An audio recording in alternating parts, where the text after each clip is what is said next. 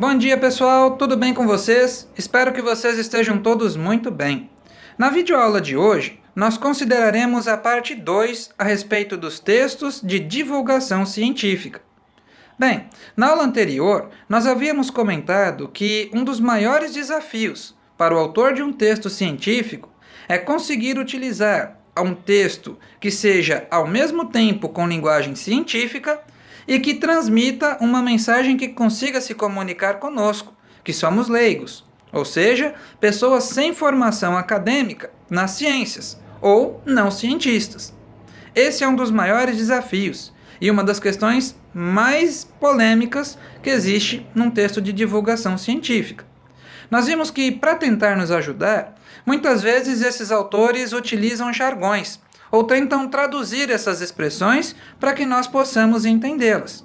Mas o grande dilema é que nem sempre isso é necessário, ou melhor, nem sempre isso é possível. Às vezes, os autores são obrigados a utilizar algum termo técnico, ou seja, algum termo científico. Bem, mas e como fica a nossa compreensão nessa situação?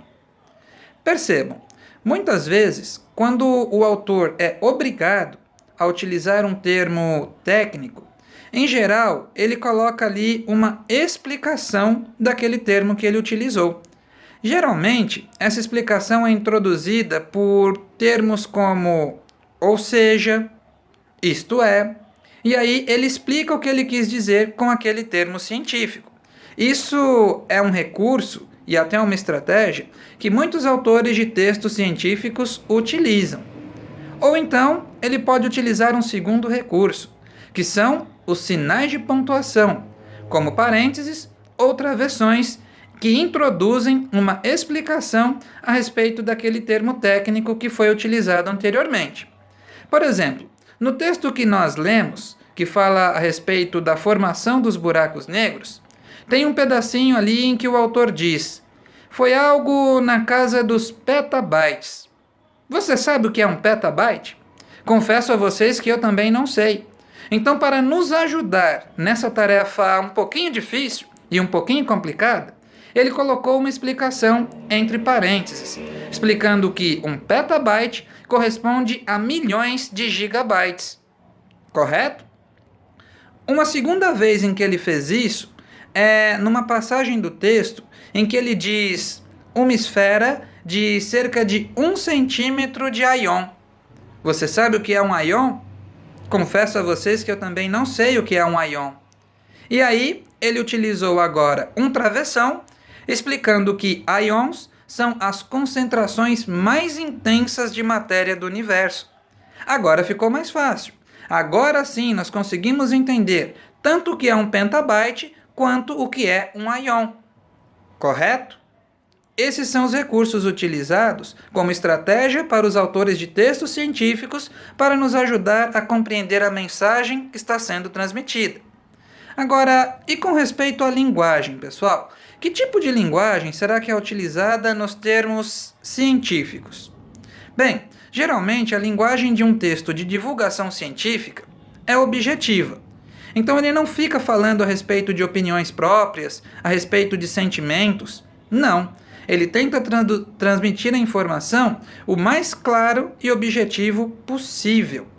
E também não utiliza uma linguagem coloquial. Ou seja, nós privilegiamos a linguagem formal dentro dos textos de divulgação científica.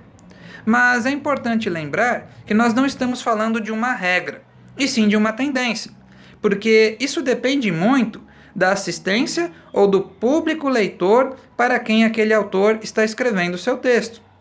Se ele estiver numa entrevista, num bate-papo ou falando com jovens estudantes, seria muito chato utilizar uma linguagem extremamente formal. Então, nessas situações, ele poderia utilizar uma linguagem mais coloquial, mais popular ou até mesmo descontraída, que fugiria um pouco dos moldes da linguagem formal. Correto? Bem, muitas vezes os textos de divulgação científica são acompanhados também de imagens, de infográficos, de gráficos e de outros esquemas que complementam a ilustração, tornando o tema abordado muito mais fácil e muito mais acessível a nós que somos os leitores. Correto? Bem, pessoal, era isso que nós tínhamos a considerar com vocês a respeito da estrutura dos textos de divulgação científica na parte 2. E agora, com base nessa videoaula, nós desenvolveremos algumas atividades. Estarão disponíveis para vocês no Agenda Edu e também na plataforma UNOI. Agradeço muito pela sua atenção e até a nossa próxima oportunidade.